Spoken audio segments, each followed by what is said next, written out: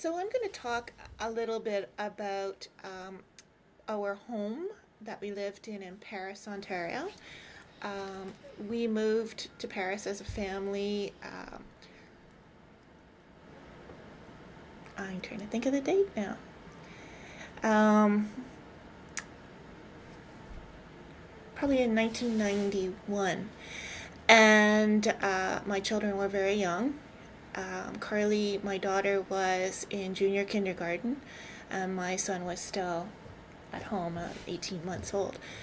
Um, we moved to a home, it's 20 Burwell Street in Paris, and I can tell you that I had searched for a home for a very long time, and when we went to see the home, it totally captured me immediately. It's one of those moments when you walk through the door, you know exactly this is where you need to be. And so we did move in April of that year, and the home is it looks very simple from the outside, and it's quite you wouldn't realize actually how large the home is from the front view. But it's a blonde brick, 1.5 story home, and it is in the style of it has the center hall plan. So it's quite you know a familiar. I guess a lot of farmhouses were built in that style. Um, when I moved to the home, I was very intrigued by the history of the home, and so I did have the time to go to the town office and the library actually to investigate further the history of the home. And what I found was very interesting. So um, the home was built in 1850, so it was built at a time when the town of Paris was being established, and it was one of the first homes in the town. Interestingly enough, it has the same features, very elegant characteristics that the homes on the other side of Paris have on Grand River.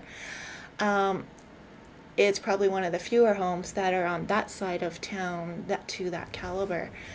But that's on this side of town was where I think they thought the center of town was going to be.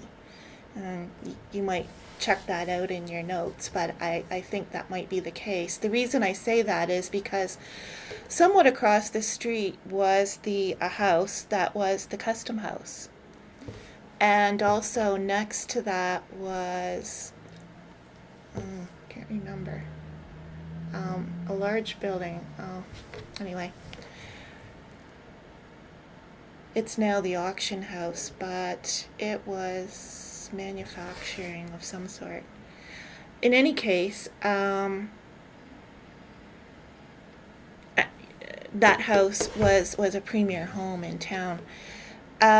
When you walk through the door, the flooring is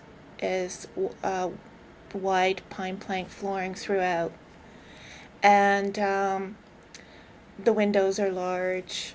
It's one of those single brick homes where there's no insulation. So it was very hard to heat, and very high ceilings. We had 18-inch baseboards throughout.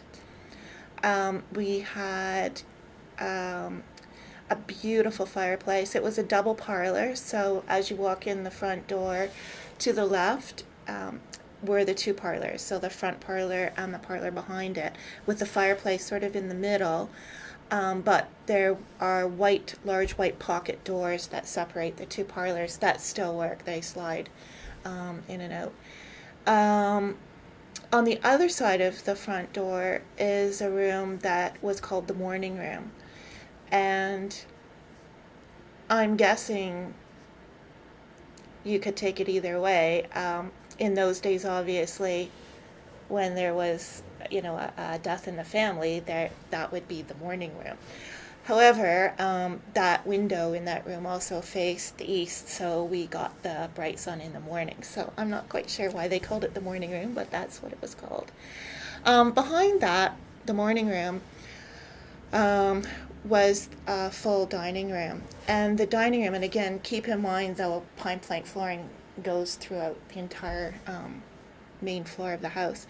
So in the dining room, which was very large, it has the original paneling of the day.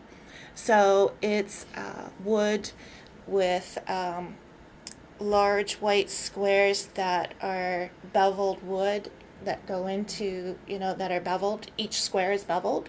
And then it has a a plate rail along the top. So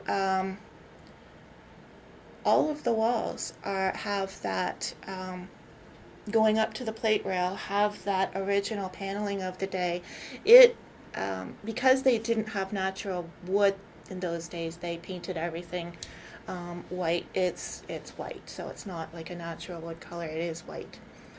And then behind that, going now again back towards the back of the house, that was actually the end of the house in its day. But there was an addition built onto the house in 1855. And so that addition, I'm assuming, probably would have been, there's a small sort of area just behind the dining room to the left, which I think in the day probably would have been a pantry. And then a very huge, large kitchen on the back. So of course that kitchen, I can tell you that the entire house, prior to our purchase, our moving into that home, if we go back a bit in years, back to the 1960s, and before that, the house was actually duplicated. So this story is going to be somewhat truncated in timelines, but it became a duplex. So what ended up happening was, and it had the concrete block. They had added like a concrete block veranda to the front. Just kind of some horrible 60s reno projects. And when you opened the door, there would have been like two doors, one to go up to the upper duplex and one to the lower duplex. They renovated that in probably the 80s, and so they brought the house back to a single dwelling again. And they said that by duplexing the house and doing what they did actually helped to maintain the beautiful plaster work that is in that home. So when they uncovered and took all that duplexing stuff and the extra doors down, this is what they found. So again, coming back to the central hall, when you first open the door, there's a beautiful leaf and vine ceiling medallion in the hallway, and a beautiful, absolutely beautiful chandelier that would have been lit by candles or oil in its day, but it's now transferred over to electricity. And then the all throughout the house is multi-leveled ceiling. What do you call it? Not beveling. Coves, the coved ceiling, but multi levels of coves. So just incredible plaster detail in the house. If you've ever been to Whitehorn in Hamilton, this house is very similar to Whitehorn inside. So if you ever have a chance to go to Whitehorn, which I did just prior to moving into this house, I was floored by the similarities of the homes.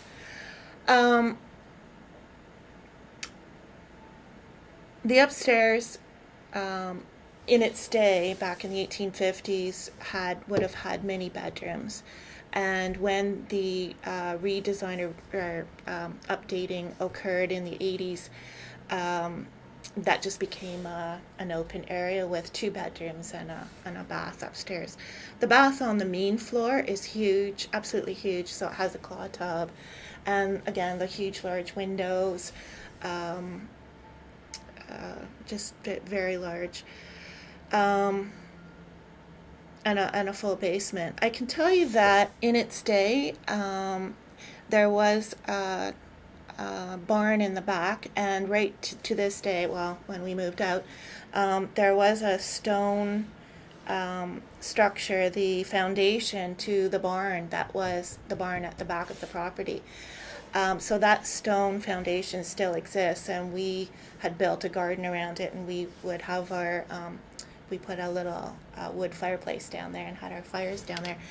But in its day, that's the barn, and that barn actually housed the creamery horses for the town. So it was kind of a landmark area as well. I understand, and I don't know, I did read a book. I got a book from the library that kind of gave a history of Paris. So I don't know that this to be true because I couldn't find any exact information, but I have heard that the home in its time was like a bed and breakfast place, like a stopover for people traveling between, say, Toronto and London, or Hamilton and London, which seems like a natural stop. It's kind of midpoint.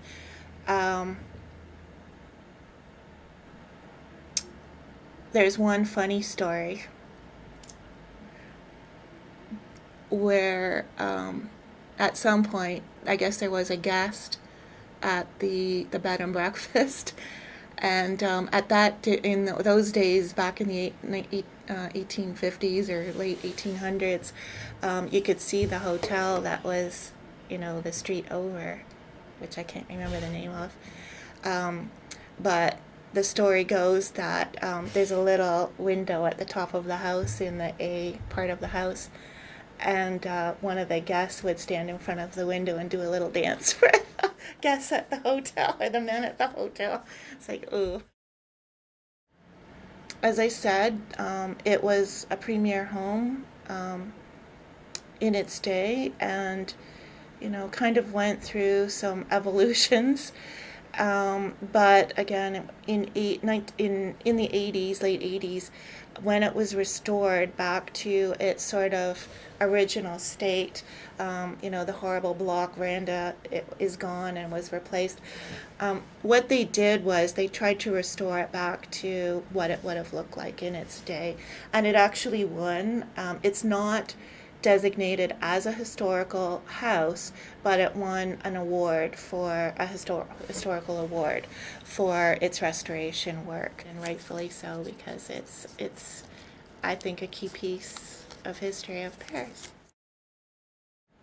I can tell you that we during the time that we lived there, I also I joined the Kindred Spirits, which is an artisans group in town, and I made all season botanical wreaths from the gardens in the back with various herbs and flowers, and we opened the home to the public with the Kindred Spirits events.